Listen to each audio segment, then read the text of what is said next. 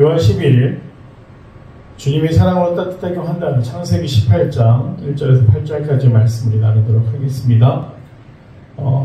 아브라함은 마므레의 상수리 나무들이 있는 곳에 거주하였다. 오늘 말씀 시작하면서 아브라함이 어느 곳에 있었는지를 밝히고 있습니다. 이 지역은 예루살렘 남쪽의 헤브론 지역으로서 아브라함이 롯과 갈라선 이후에 계속해서 정착하고 또 터를 잡았던 곳이기도 합니다. 그곳에 앉아있다가 날이 더운데 나그네세 사람을 보게 되죠. 그런데 여기서 중요한 것은 아브라함이 굉장히 친절하고 다정한 사람이었다라는 그 성품을 엿볼 수가 있습니다. 나그네들이 지나가는데 단순히 그들을 초대해서 대접하는 것이 아니라 오늘 아브라함은 그들에게 융숭한 대접을 해주게 되죠.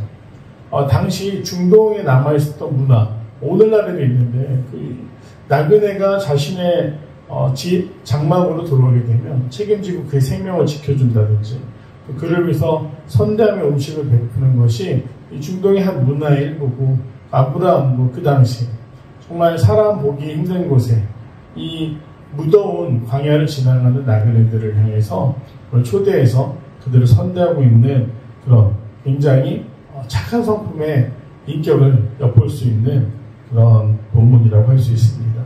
그렇게 해서 그들을 맞이하게 되는데 중요한 건 그들이 먼 곳에서 와서 초대하기 위해 아브라함이 달려나가 영접했다라고 되어 있는데 이것은 조금 다소 일반적인 경우는 아니라고 할 수 있습니다. 아브라함은 아마 뭔가 느꼈던 것 같습니다. 그걸 우리가 영적 분별력이라고 하는데 그가 언약 가운데 하나님의 약속 가운데 간절한 기다림 가운데 전혀 엉뚱한 곳에 말하자면 지금 아브라함이 터를 잡은 곳은 사실 척박하고 또 그렇게 굉장히 교통이 요지였다고는 하지만 생활하기에 굉장히 쾌적한 곳은 아니었습니다. 그러기에 나그네들이 지나갈 일도 별로 없었다는 거죠.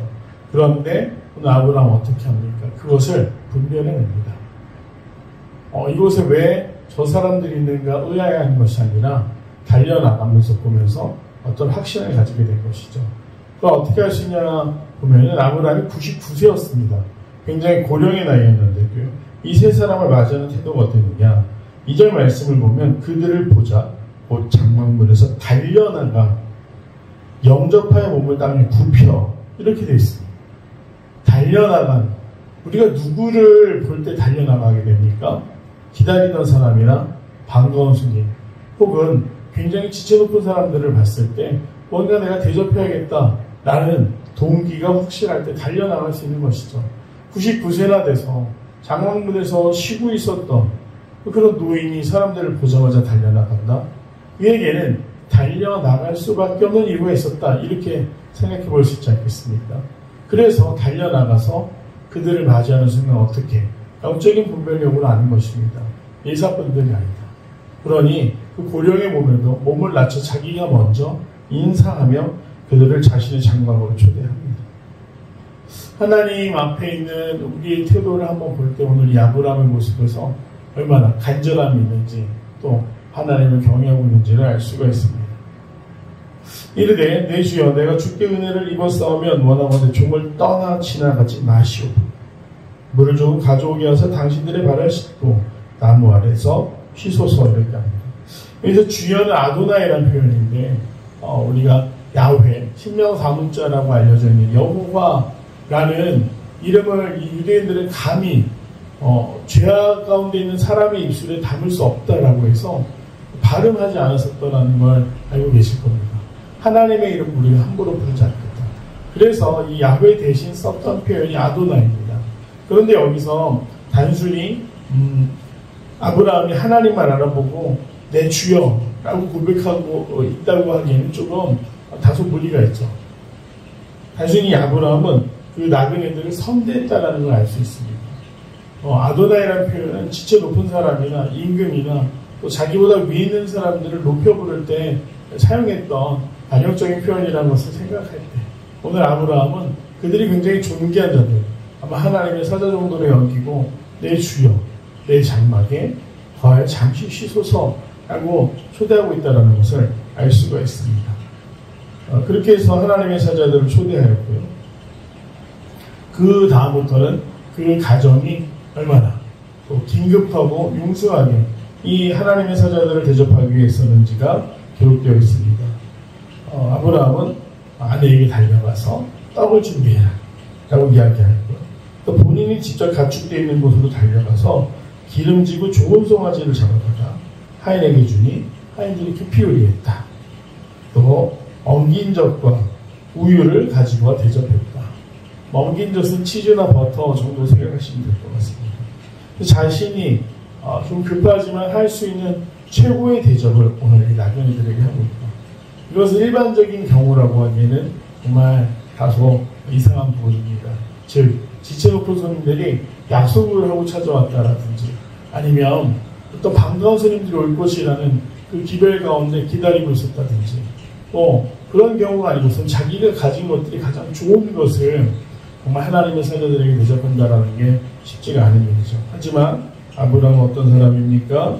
하나님이 사랑하시는 사람이었고 언약 가운데 있는 사람이었고, 그에게는 영적으로 분별할 수 있는 이 시선과 나그네를 차별하지 않고, 또 나그네를 그에게는 영적인 것을 분별할 수 있는 시선과 좋은 성품에 윤리적인 성품이 있었다는 걸 우리가 볼 수가 있습니다.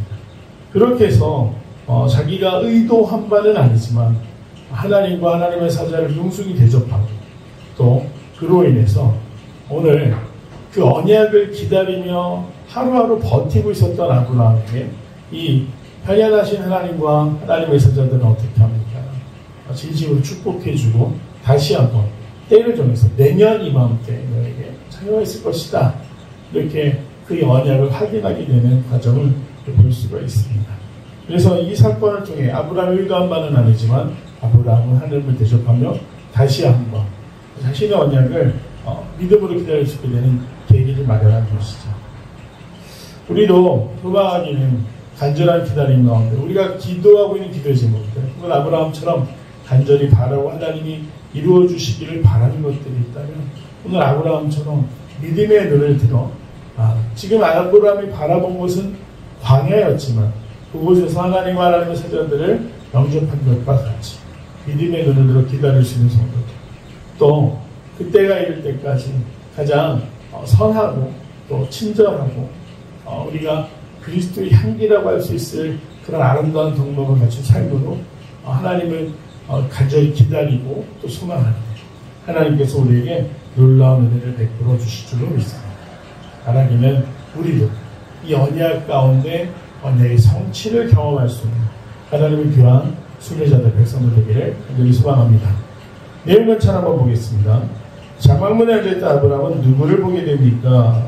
세 사람을 보게 되죠. 근데 정말 장소라든지 때라든지 나그네가 지나갈 만한 그런 시간은 아니었기에 아브라함은 지혜롭게 하나님과 하나님의 사자들을 맞이하게 됩니다. 아브라함은 세 사람을 어떻게 대접합니까? 먼저는 달려나갔고 몸을 땅에 굽혀 초대해 떡과 엉긴 젖과 송아지와 우유를 대접해 드립니다. 마치 최선의 대접을 했다라고 보시면 되겠습니다. 영광 목사입니다. 3번 아브라함이 세 사람을 극진히 대접한 이유는 무엇입니까? 처음에는 겸손한 성품에서 시작했지만 영적으로 분별해서 이들은 정말 특별한 분들이다 라고 생각했기 때문에 최선의 대접을 할 수 있었죠. 4번 자신에게 찾아온 손님들을 극진히 환대한 아브라함의 모습에서 무엇을 느낍니까? 그는 진실된 사람이었다는 걸 느낍니다. 상황에 따라 필요에 따라 우리가 처세술이라고 합니다. 다른 사람들을 대할 때 방금 말씀드린 것처럼 우리는 무엇이 기준이 됩니까? 상황, 또 관계, 이것이 나에게 이득이 될 것인가, 많은 생각들을 머릿속으로 하게 됩니다. 하지만 아브라함은 몸이 먼저 움직이는 사람이었어요. 어려움에 빠진 이웃이 있다고 한다면, 지쳐 보이는 사람이 있다면 기꺼이 나가 그들을 초대할 수 있는 그런 좋은 성품의 사람이었다. 그런 것들을 보면서 정말 순수한 사람이다, 이선적이지가 않다, 정직하게 이웃을 사랑할 줄 아는 사람이었다. 그러게 정말 하나님이 사랑하실 수밖에 없는 그런 성품들이 있었다 라는 것을 볼 수가 있습니다. 별다른 적용입니다. 최근 주변의 이웃을 환대하거나 그들에게 사랑을 베풀었던 적은 없습니다. 내 주변에 하나님의 사랑을 전해야 할 대상은 누구이며 에게 사랑을 전하기 위해 무엇을 실천하겠습니까? 이웃을 환대하는 일, 어려움에 빠진 사람들을 도와주는 일, 성도로서 당연한 의무이자 또 그것이 기쁨이 됩니다. 더 필그림 교회도 우리가 맞이하게 되는 세가족들을 향해서 또 우리가 초대해야 될 사람들을 향해서 이처럼 하나님을 영접하고 환대하듯이 친절을 베풀고 또 어려운 사람들이 있다면 그들을 위해서 간절히 기도하며 도울 수 있는 귀한 성도들이 되기를 간절히 소망합니다.